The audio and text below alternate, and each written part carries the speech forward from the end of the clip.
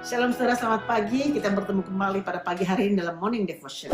Selamat pagi saudara-saudara, apa kabar? Kita akan baca firman Tuhan dari Yunus pasal yang ketiga ayat 4 sampai 10. Demikian firman Tuhan. Mulailah Yunus masuk ke dalam kota itu sehari perjalanan jauhnya. Lalu berseru 40 hari lagi maka Niniwe akan ditunggang balikan. Orang Niniwe percaya kepada Allah, lalu mereka mengumumkan puasa. Dan mereka baik orang dewasa maupun anak-anak mengenakan kain kabung. Setelah sampai kabar itu kepada raja kota Niniwe, turunlah ia dari singgasananya, ditanggalkannya jubahnya, diselubungkannya kain kabung, lalu duduklah ia di abu. Lalu atas perintah raja dan para pembesarnya, orang memaklumkan dan mengatakan di Niniwe demikian, manusia dan ternak, lembu sapi dan kambing domba tidak boleh makan apa-apa, tidak boleh makan rumput dan tidak boleh minum air. Haruslah semuanya, manusia dan ternak, berselubung kain kabung dan berseru dengan keras kepada Allah, serta haruslah masing-masing berbalik dari tingkah lakunya yang jahat dan dari kekerasan yang dilakukannya. Siapa tahu mungkin Allah akan berbalik dan menyesal serta berpaling dari murkanya yang bernyala-nyala itu, sehingga kita tidak binasa. Ketika Allah melihat perbuatan mereka itu, yakni bagaimana mereka berbalik dari tingkah lakunya yang jahat, maka menyesallah Allah karena malapetaka yang telah dirancangkannya terhadap mereka, dan ia pun tidak jadi melakukannya. Saudaraku, di dalam pembacaan firman Tuhan ini, Yunus mempersiapkan dirinya untuk mentaati Tuhan. Tentu ini melibatkan penyesuaian hati, pikiran, dan tindakan.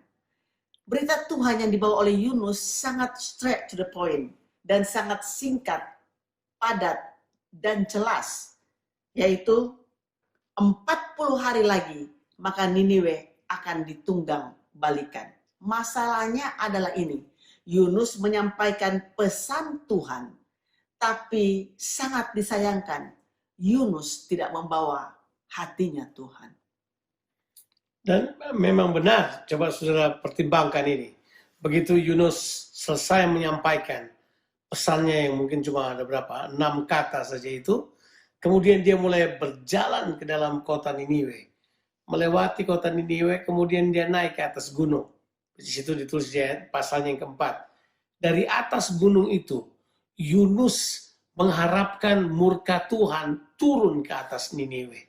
Yunus mengharapkan Tuhan menghukum penduduk Niniwe. Yunus tidak mengharapkan mereka untuk bertobat. Yunus mengharapkan mereka akan dihukum. Saudara, Yunus bahkan berarti siap untuk tinggal di atas gunung itu 40 hari. Yang penting dia akan menyaksikan hukuman Allah atas orang yang ada di Niniwe.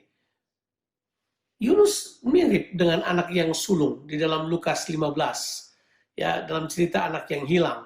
Yunus persis anak yang sulung. Oh, dia setia, dia taat pada bapaknya. Cuman sayangnya, dia tidak bermurah hati. Hatinya tidak menunjukkan belas kasihan terhadap adiknya yang kembali daripada hidup bangkrut karena pilihan yang salah. Waktu dia bertobat, dia marah. Dia marah pada bapaknya, dia marah pada adiknya. Ada yang salah kan di sini? Yunus punya hati yang sama. Hati yang taat, setia, cuman tidak punya hati Tuhan. Yaitu mengasihi orang Niniwe sekalipun mereka berdosa. Saudara, Tuhan kita Tuhan yang penuh dengan kasih. Waktu Tuhan melihat perbuatan mereka, karena mereka berbalik dari tingkah laku yang jahat, Tuhan menyesal, saudaraku, untuk mendatangkan malapetaka atau hukuman bagi orang Niniwe. Saudara, Tuhan kita adalah Tuhan yang penuh dengan belas kasihan ini.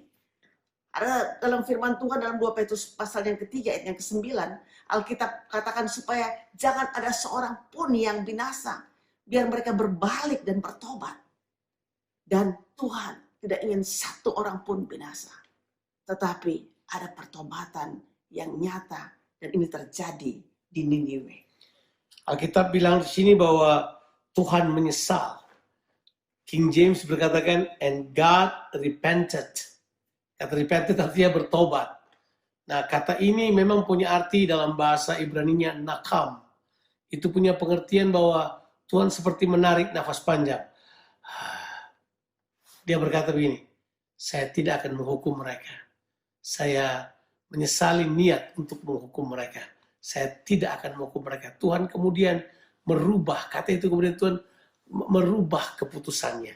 Dia tidak jadi menghukum orang yang ada di Niniwe karena hatinya mengasihi mereka sejak awal. Saudara, mari kita melayani Tuhan dengan menerima hatinya Tuhan itu. Yaitu hati yang penuh dengan kasih dan belas kasihan. Bukan kita melayani karena tugas kita atau kewajiban kita. Tetapi saudara, kita akan melihat perkara yang luar biasa waktu kita bergerak dengan compassion dari hati Tuhan sendiri. Tuhan Yesus memberkati saudara. Amin.